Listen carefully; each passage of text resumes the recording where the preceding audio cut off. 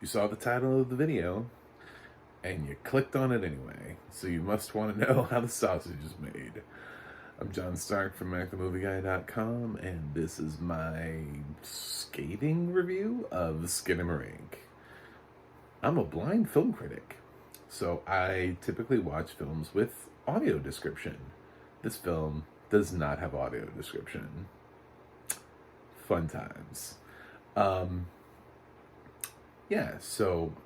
That's usually what I like to do, is I like to talk about movies. I like to talk about audio description and how accessibility matters and how it allows film buffs who either started out blind and still decide to watch films anyway, or people who lose their vision and still decide, hey, I want to keep watching movies and TV shows, that it gives us the opportunity to be able to watch these things and be able to understand them. This is the most unwatchable thing I've seen since losing my vision. It's like almost an example of what not to do in terms of letting a film go without audio description. It's like offensively, aggressively inaccessible. It's to the point where like it should be illegal. Like it's so bad. There's nothing in here to follow. There's nothing in here to pick up. I listened to the whole film, by the way, just like I did with RRR, just like I did with Crimes of the Future. I listened to these films all the way through when they don't have audio description tracks, and that's, this is what we live with. These are the choices we have to make. So I'm telling my blind community right now, don't fuck with this movie. This movie is not worth your time. And if you're the producer, director, writer, whatever, since actually I've had those people reach out to me when they're like, oh, it's an accessibility thing. He doesn't just hate my movie. That would be true. I have no idea what your movie is. So it's really hard to hate it. So Skinamarink is, first of all, it's available on AMC Plus. That's how I got that. I have an AMC Plus subscription. It's really fun because I have audio description on almost nothing. So I get to come on here and just keep ribbing them until they one day wake up and decide, hey, you know what? Maybe we should be accessible. Maybe we should think about that accessibility thing. Maybe we should do that. If we want to become one of the big streamers, I don't know, maybe I'm thinking about that. The thing is, like, especially with Shudder, because this is a Shudder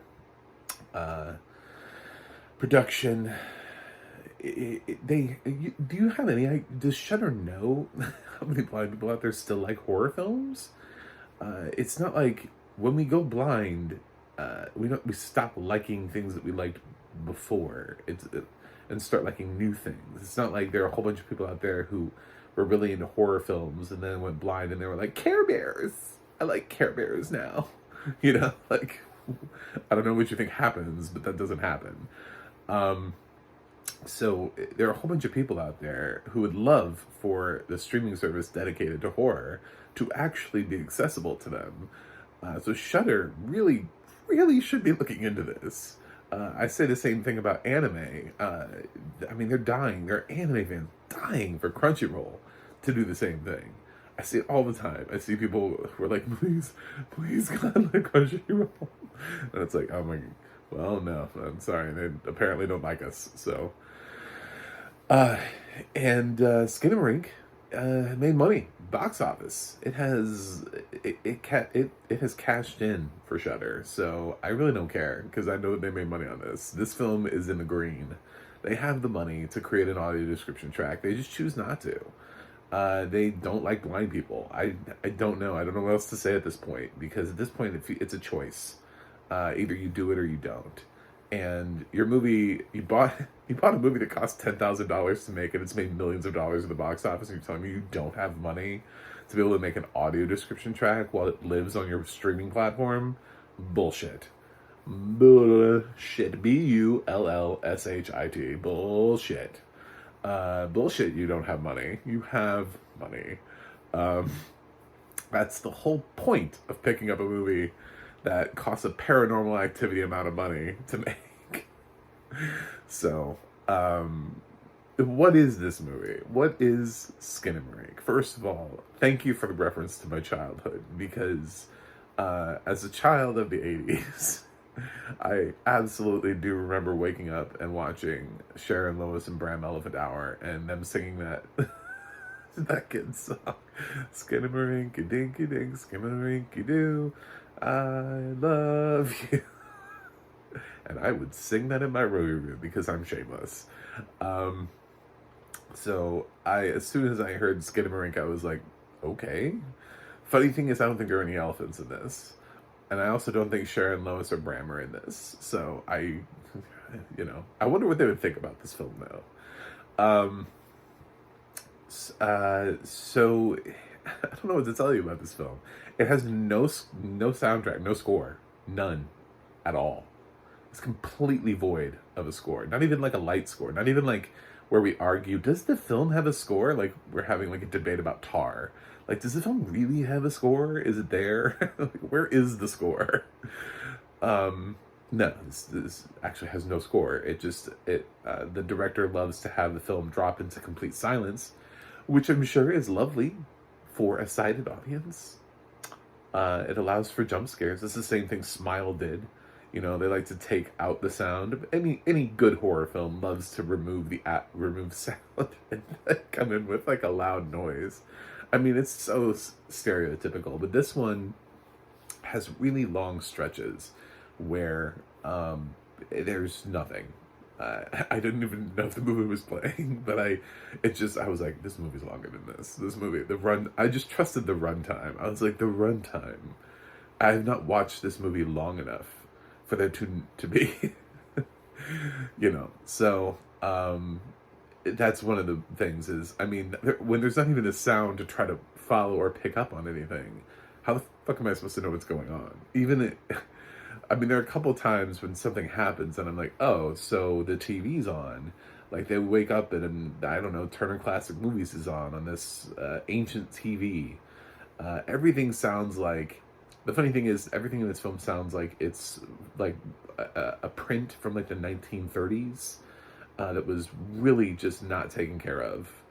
We did not preserve this print at all. If you take out the touch-tone phone that's being used in this film, I could legitimately convince a blind person that this film was made in the 1930s. This is like an experimental film for the 1930s. It's hissing, it's crackling the whole time. Even in its best moments when the little kids are speaking, and I use that term lightly, because they do speak. They don't have, I wouldn't say they have dialogue. I would say they say something, and then I guess maybe the other one responds non-verbally. Somebody will be like, I have to go upstairs. And that's like all you get for like 20 minutes before somebody speaks again. Where are you? It's, I don't know how much dialogue there's in this film. 100 words, maybe, total? Like, if you take all of the dialogue from every character in this film and just string them all together, I think it can be comprised into a tweet. Like, I think it's that short. Maybe. It's possible. It's probably an exaggeration, but at the beginning, there seems to be an adult who is, I don't know, the best friend of the director, because he definitely can act. That dude picked up the phone and was like, Kevin fell down the stairs. And I was like, whoa.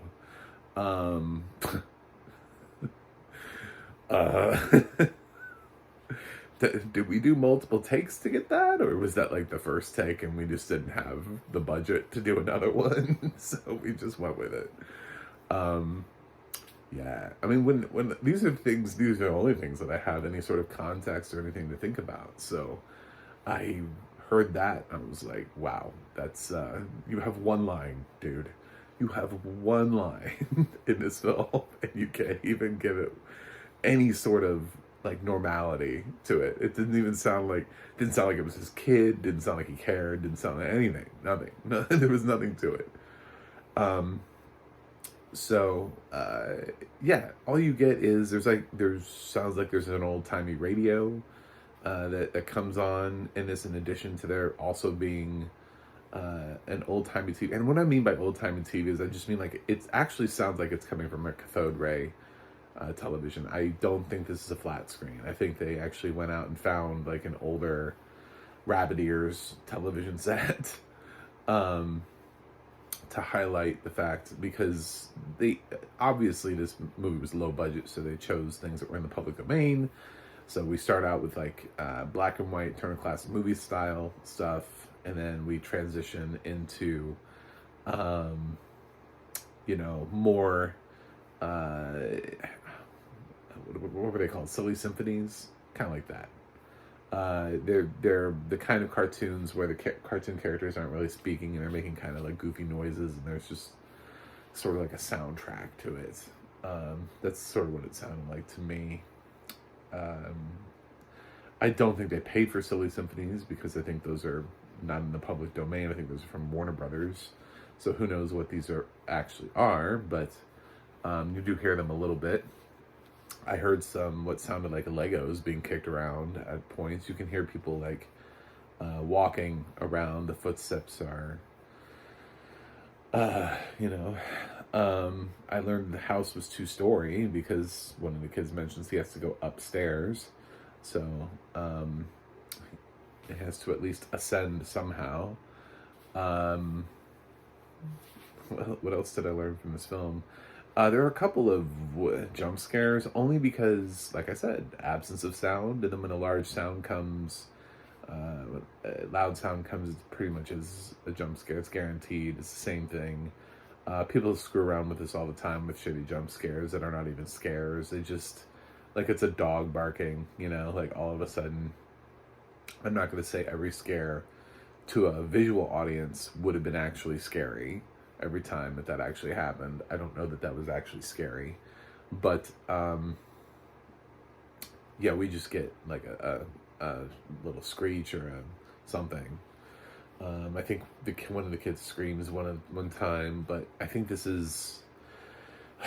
I looked up some of the stuff afterwards to see kind of what I missed, and that's how I also know that this film is just offensively, aggressively inaccessible. I looked up some of the stuff and I was like, that never happened. That doesn't happen. That never happened. I don't know what that is. You know, I was looking up these descriptions of things that happened in the movie. I was like, nope, nope, nope, nope, nope, nope, nope, nope, nope, nope, fuck you, fuck you, fuck you. I was like, it's just, yeah, I mean, the intention is just, it's gone. Everything is this is probably, if I had to teach a class in how to fuck over the blind community to a group of sighted people, I would play Skinamarink. And it's not because it's experimental. I know some people are like, oh, he's bashing it. He doesn't like it because it's experimental. I've seen some people and they're like, it's plotless. It has nowhere to go. I don't give a shit. I watch avant-garde. I have a film degree. I went through a class called avant-garde cinema. I've seen films where the film is the film. I mean, like, literally actual celluloid is the product, and people burn onto the actual film, and then you watch that, and that is the film.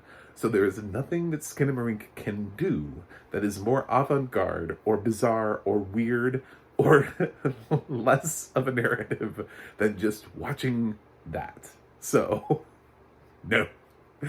I've seen avant-garde. I've lived avant-garde. This is not avant-garde.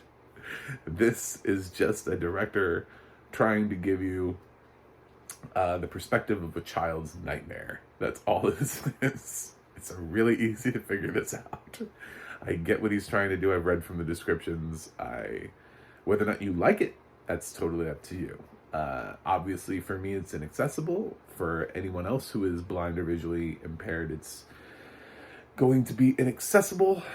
And that's just the way it is. That's the unfortunate nature of a film being picked up by a distributor that does not care and has no uh, no plan of inclusivity or accessibility, that it is not part of their corporate structure. They do not care. They're not trying to make an effort. There's no point this day and age to have that kind of corporate structure. All of the other major streaming services are all, every time they produce brand new content, it has audio description. The battle we have now is library content, and when content that is not owned by that streamer transferring services, making sure that the audio description follows. That's the battle that I most of the time have, is making sure that the streaming services, when they pick up a movie that they didn't make themselves, when it's licensed content, that they make sure that they bring the audio description with it, because that is the thing that is killing our community right now. Every other streaming service, from Netflix, Amazon, Hulu, HBO Max, Paramount Plus, Apple, Disney Plus, Peacock, they're all making originals with audio description. Why isn't AMC Plus? Why isn't Shudder? Why do they want to be a second tier shitty streaming service? What do they want to die in the streaming wars? Because that's a quick way to die, is to alienate a chunk of your potential audience with something so simple as audio description. I have a feeling that they already have films on their streaming service in their catalog that have existing audio description, and they just don't have them on there. They could be creating shows. I actually have an AMC Plus subscription because they gave it to me, because I complained about their lack of accessibility. So they were like, why didn't you have a trial for a year and see what you think? And so far, it's been shit. They have streaming, they have audio description on like 3 things, and I have not seen them grow, despite the fact that initially I was told that they would be growing their library of titles. That hasn't happened. And this is the biggest thing that they've done in a while. I don't know, was Terrifier 2 also like a Shudder thing? Because that would be maybe another example of a film that probably should have had audio description based on the amount of attention it got and money it made at the box office. Their upcoming Children of the Corn release that's hitting theaters, that should have audio description on it. If you're going to put movies in theaters, it's an excellent opportunity for you to create an accessible experience for film goers from theaters, and then you can use that track into your streaming service. There's really no need for this. And the fact that this film cost nothing to make, I mean, like nothing, like less than a car, you know, less than my student loans. So, really just tells me that, I mean, the only answer here is that AMC Plus doesn't care about blind people. That's the only answer I can come to. There is no other answer. And if AMC Plus wants to reach out to me, I always give a shout out to my social accounts. But if they want to try to challenge the fact that they like blind people, they just don't understand. I don't know. I don't understand. But you can't love somebody and then not give them accessibility. You can't just be like, I love you. Here's a bunch of things that make absolutely no sense to you whatsoever, but I like you. Have fun with that. Just watch these totally inaccessible films. Yeah, it just doesn't add up. So, unfortunately, you know, like I said, I didn't even know this movie was over. You know how I knew this movie was over? It's because my screen reader told me at the very end. It was like, it read something that was like, more on AMC Plus, and I was like, oh, we're over. We're finished, because the film has no score, so it doesn't even. You have no idea when it kicks in to the end. I don't know when the film ended. I don't know what the last thing was that happened in the film. I don't know how long the credits are. I don't know if there are credits. Got nothing. I have nothing here. So I would love to have a conversation with somebody from AMC Plus, somebody from Shudder, or somebody from Skinamarink. I had I won't give the movie a shout out, but I did call out another film for their lack of audio description, and the director of the film reached out to me, and then I connected them with a team of audio description personnel who were willing to do the audio description for the film for free so they could get the exposure because they weren't like deluxe. You never know what's out there. Although AMC Plus is going to be really hard to convince you to get free audio description for a billion-dollar corporation. But I'm assuming if this indie producer of Skinamarink, when he was trying to get his film picked up, was looking for audio description, I probably could have gotten him audio description for his $10,000 feature to make it accessible. So there are people out there willing to do things like that. Just nobody ever tries. Nobody ever asks the question, what am I supposed to do? Or how do I go about doing this? They just say, fuck it. Fuck blind people. So I say, fuck Skinamarink. And my grade is unwatchable. That's it. So thanks for watching. Thanks for subscribing. And hopefully you will click that subscribe button because I like to talk about films with audio description. Accessibility matters. And the only way I'm going to get people to listen to me is if I have more subscribers. The more subscribers I get, the fact that I've already been in touch with actual filmmakers and I'm not even at 200 subscribers. Imagine what I could achieve when we add like a comma into my subscribers. So yeah, please subscribe. I actually think I could probably do some good here, but I need people to take my social media clout a little bit more seriously than looking at my YouTube channel and being like, oh, he's got how many? We can afford to lose that many people. Whatever.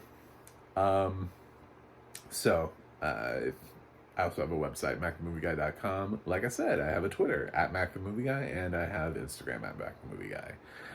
You can go to the audio description project, adp.acb.org, and you can find movies there that do have audio description, find out where you can watch them.